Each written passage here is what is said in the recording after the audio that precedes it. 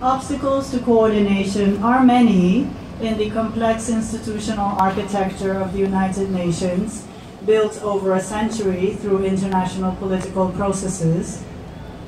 In response to the call by member states to enhance the coherence and effectiveness of the UN's developmental operations on the ground, Kofi Annan in 2006 launched Delivering as One to pilot country-led and country-tailored development responses by capitalizing on the comparative strengths of the different members of the UN family.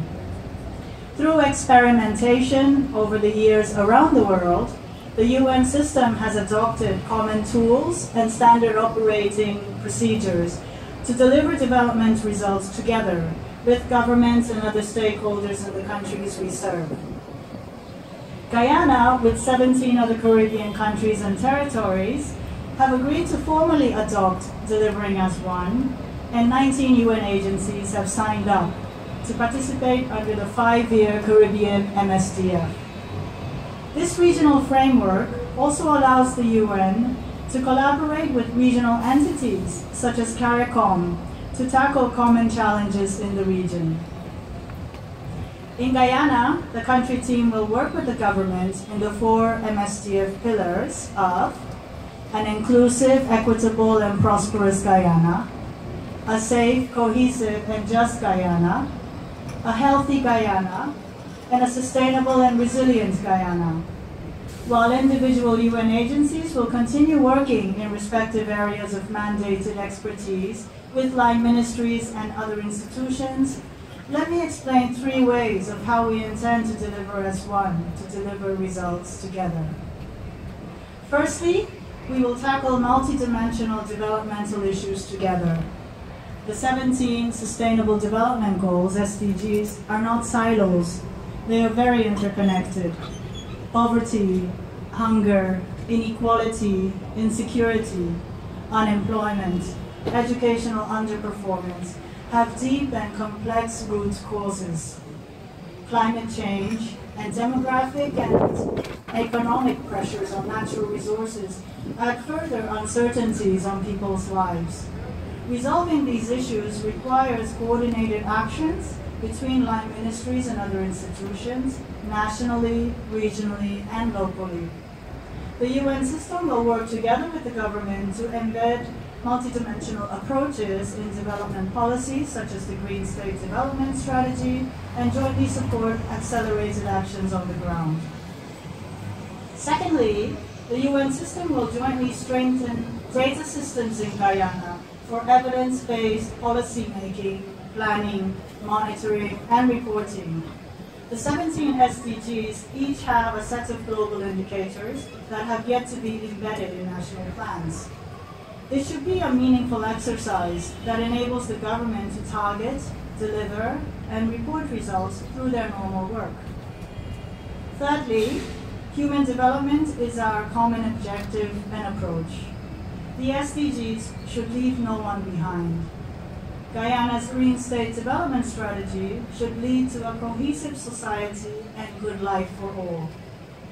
The UN system will work with government in focusing on the multiple challenges facing the most disadvantaged, vulnerable, and marginalized groups of people, and to find ways to enable them access to opportunities and services, to expand and fulfill their life potentials, and to lead a life of dignity.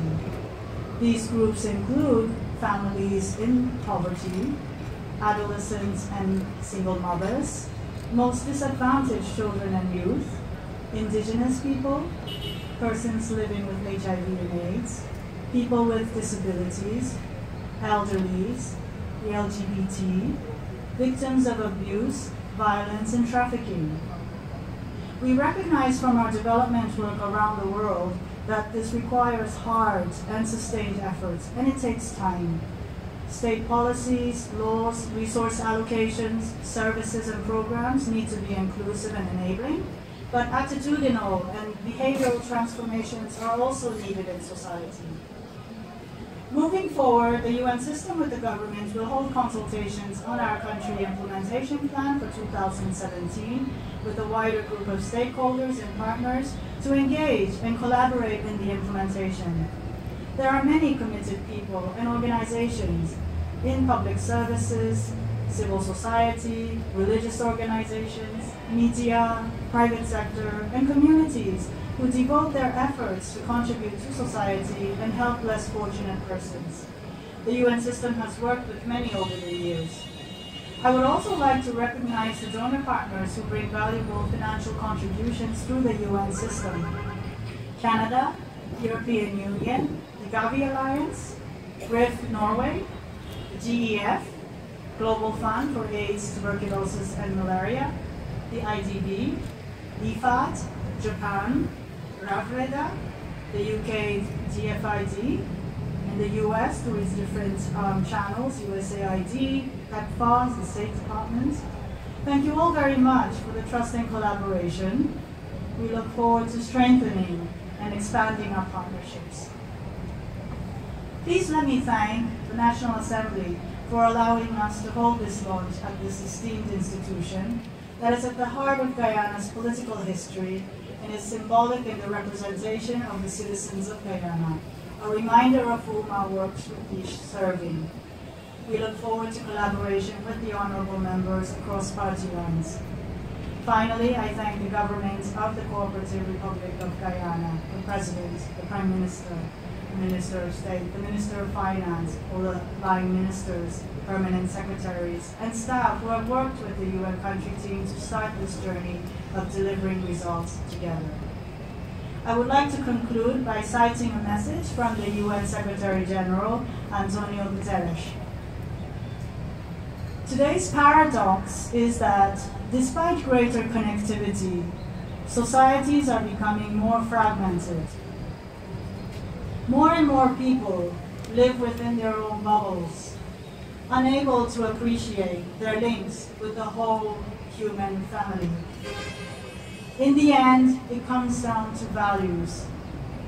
We want the world our children inherit to be defined by the values enshrined in the United Nations Charter: peace, justice, respect, human rights, tolerance, and solidarity. All major religions embrace these principles, and we strive to reflect them in our daily lives. But the threats to these values are most often based on fear. Our duty to the peoples we serve is to work together to move from fear of each other to trust in each other, trust in the values that bind us, and trust in the institutions that serve and protect us. Thank you very much.